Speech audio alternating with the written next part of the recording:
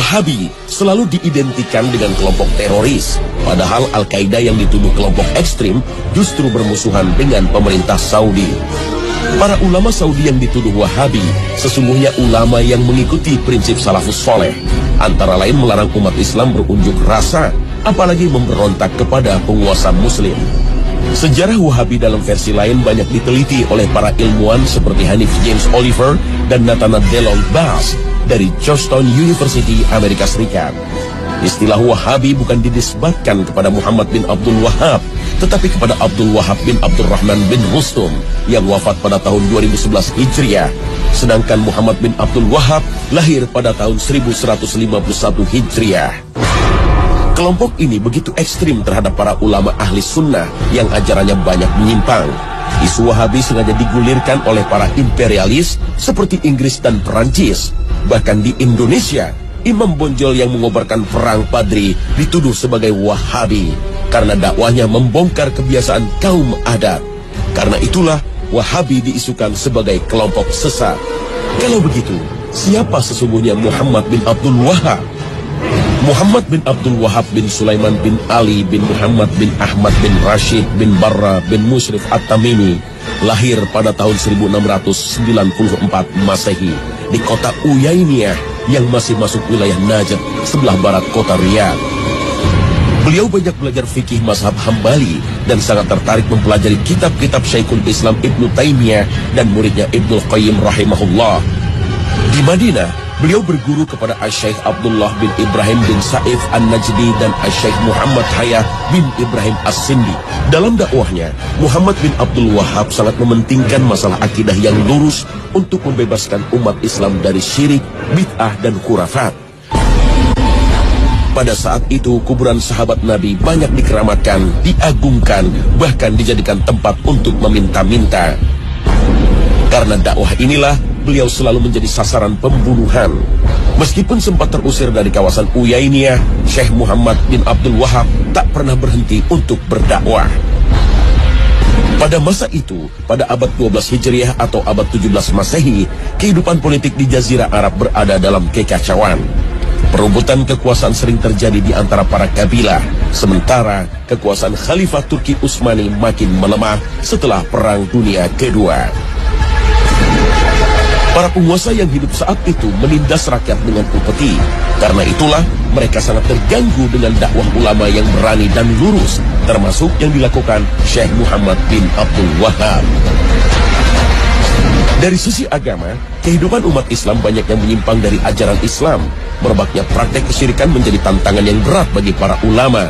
Beruntung, dakwah Muhammad bin Abdul Wahab mendapat dukungan Abdul Aziz bin Saud, pendiri kerajaan Saudi, hingga mampu memberantas kesyirikan dan menegakkan ajaran tauhid.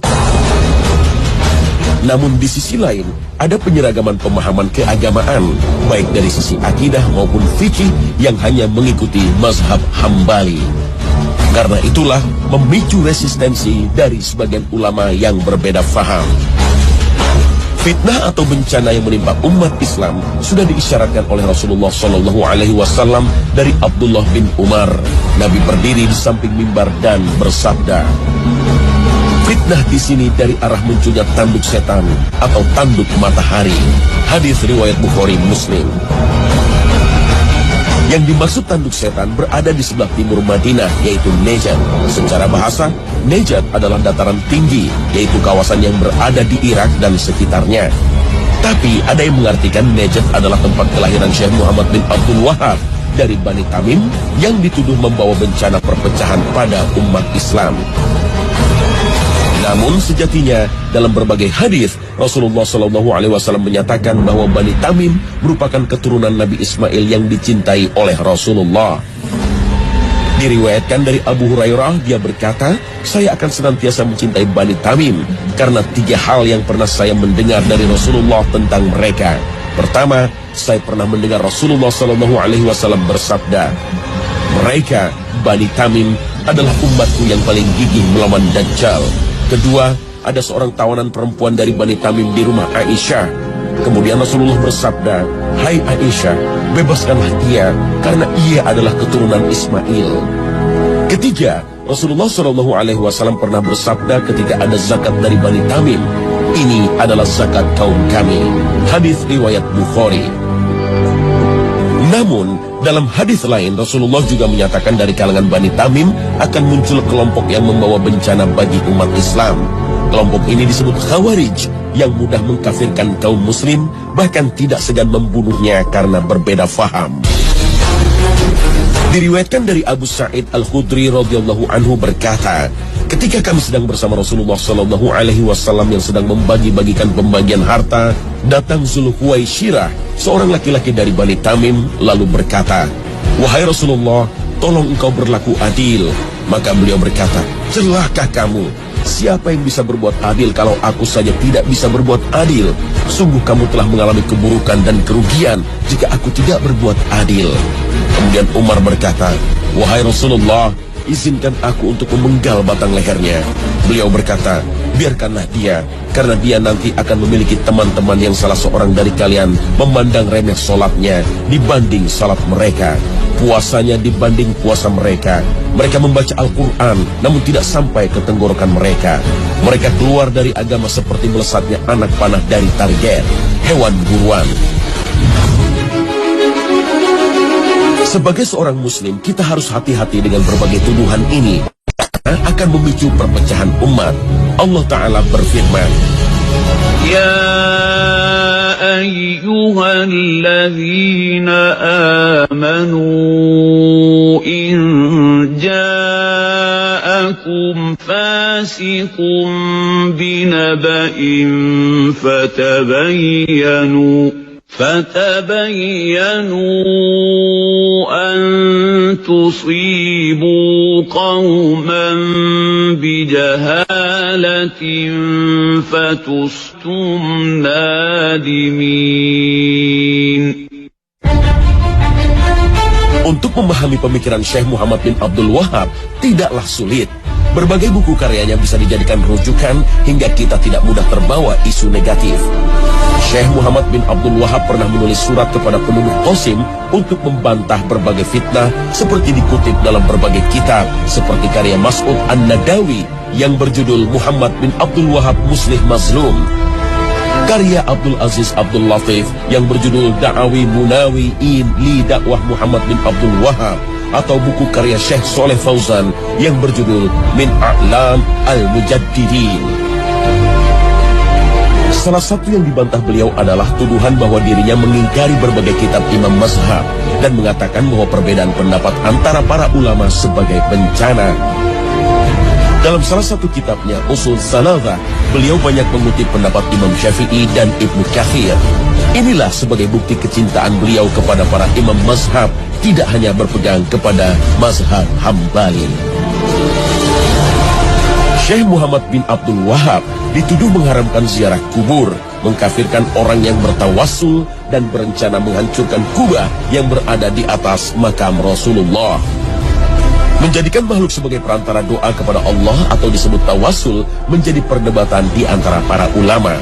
Sayyid Muhammad Alwi Al-Maliki, seorang ulama Ahlus Sunnah yang menjadi guru para ulama Indonesia, menulis sebuah buku Mafahim Yajib At-Tusohah, antara lain mengutip pendapat Syekh Muhammad bin Abdul Wahab tentang kontroversi tawassul. Sebagian membolehkan tawassul kepada orang-orang soleh, dan sebagian lagi mengkhususkan hanya kepada Nabi Muhammad SAW. Dan kebanyakan ulama melarang hal itu dan memakruhkannya. Meskipun yang benar menurut kami adalah pendapat jumhur, yaitu bahwa hal itu makruh. Oleh karena itu, kami tidak mengecam terhadap orang yang melakukannya, dan tidak ada kecaman terhadap masalah-masalah ijtihad.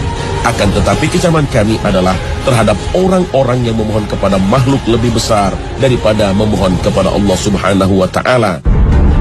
Fatwa ini pernah dipublikasikan oleh Universitas Imam Muhammad bin Saud Al-Islamiyah dalam Pekan Syekh Muhammad bin Abdul Wahab. Dalam fatwanya, Syekh Muhammad bin Abdul Wahab juga menjelaskan dirinya tidak mengkafirkan seorang pun dari kalangan muslim yang melakukan dosa, sebagaimana yang dilakukan kaum Khawarij. Beliau Beliau juga berpendapat wajib taat kepada para pemimpin muslim, baik yang bertindak adil maupun zalim, selama mereka tidak menyuruh kepada perbuatan maksiat.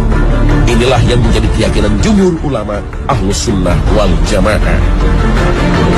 Bantahan terhadap berbagai fitnah ini juga pernah disampaikan oleh Raja Abdul Aziz dalam pidatonya di hadapan jamaah haji pada 11 Mei 1929, seperti ditulis dalam buku Al-Wajiz fi Sirah Malik Abdul Aziz. Mereka menamakan kami sebagai orang-orang Wahabi. Mereka menamakan mazhab kami Wahabi dengan anggapan sebagai mazhab khusus. Ini adalah kesalahan yang amat keji, muncul dari isu-isu bohong yang disebarkan oleh orang-orang yang mempunyai tujuan tertentu. Dan kami bukanlah pengikut mazhab dan akidah baru. Muhammad bin Abdul Wahab tidak membawa sesuatu yang baru. Akidah kami adalah akidah salafus soleh, yaitu yang terdapat dalam kitab Allah dan sunnah Rasulnya, serta apa yang menjadi pegangan salafus soleh. Kami memuliakan imam-imam yang 4. Kami tidak membeda-bedakan antara imam-imam Malik, Syafi'i, Ahmad, dan Abu Hanifah. Seluruh mereka adalah orang-orang yang dihormati dalam pandangan kami, sekalipun kami dalam masalah fikih berpegang dengan mazhab Hambali.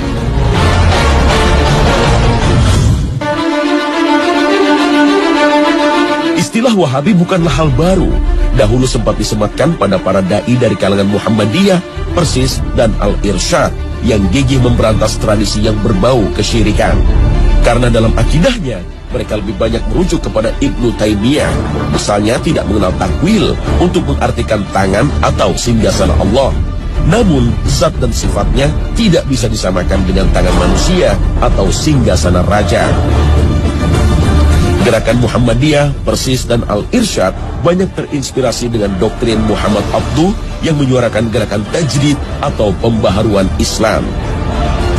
Muhammad Abduh mengajak umat Islam meninggalkan praktek tarekat dan tidak lagi terikat dalam pendapat imam mazhab. Kemudian umat Islam harus merumuskan kembali doktrin Islam sesuai dengan perkembangan zaman. Gagasan ini mendapat penolakan dari Hadratus Syekh Hashim Asy'ari, pendiri Nahdlatul Ulama. Untuk memahami Al-Quran dan Sunnah Nabi tidak mungkin utuh tanpa mempelajari pendapat para ulama salaf, terutama para imam mazhab. Hashim Asy'ari pun berpendapat tidak semua tradisi keagamaan dianggap menyimpang dari syariat Islam. Perbedaan faham ini sempat menyulut konflik sosial. Namun, seiring makin bijaknya para ulama, mereka tidak lagi mempersoalkan masalah khilafiyah. Jika masih ada da'i-da'i yang bersikap ekstrim, sudah selayaknya kita menasihatinya dengan bijaksana, bukan melawannya dengan berbagai tuduhan keji. Doktrin Kiai Hashim Asy'ari sebenarnya seirama dengan pemahaman kaum salaf yang berusaha memahami ajaran Islam dengan merujuk pada Al-Quran dan Sunnah, berdasarkan pemahaman salafus sholih, yaitu 3 generasi awal, para sahabat, tabi'in, dan tabi'ut tabi'in, sebagaimana sabda Nabi bahwa mereka adalah generasi terbaik. Namun gerakan salaf yang berkembang di Indonesia mendapat stigma negatif sebagai kaum Wahabi. Mereka dituduh tidak bisa berkompromi dengan masalah bid'ah dan tradisi keagamaan yang tidak pernah dicontohkan oleh generasi salafus soleh. Baik kaum Salafi, Nahdlatul Ulama, Muhammadiyah ataupun Persis sejatinya mengaku sebagai kaum Sunni atau Ahlus Sunnah wal Jamaah.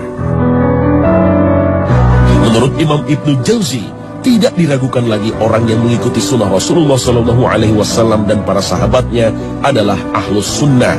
Sedangkan yang dimaksud wal Jamaah adalah mereka yang bersatu di atas kebenaran dengan mengikuti pemahaman para sahabat, tabi'in, dan orang-orang yang mengikuti mereka. Perbedaan faham di antara para ulama tidak seharusnya merusak ukhuwah Islamiyah.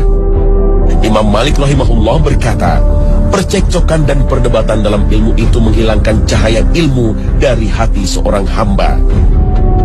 Sementara Imam Asy-Syafi'i rahimahullah berkata, percekcokan dalam agama itu mengeraskan hati dan menanamkan kedengkian yang sangat. Perbedaan faham mungkin tidak bisa dihindarkan, tetapi seringkali kita mudah memberikan stigma negatif karena hanya berbeda faham. Begitu pula sebaliknya, mungkin kita gampang memvonis sesat atau sirik kepada sesama muslim. Al-Quran telah memberi panduan untuk orang-orang beriman agar menjauhi pertengkaran dengan kata-kata yang melukai saudara kita. Allah Ta'ala berfirman, "Dan katakanlah kepada hamba-hambaku, hendaklah mereka mengucapkan perkataan yang lebih baik, benar. Sesungguhnya setan itu menimbulkan perselisihan di antara mereka. Sesungguhnya setan itu adalah musuh yang nyata bagi manusia." Al-Quran Surah Al-Isra ayat 53.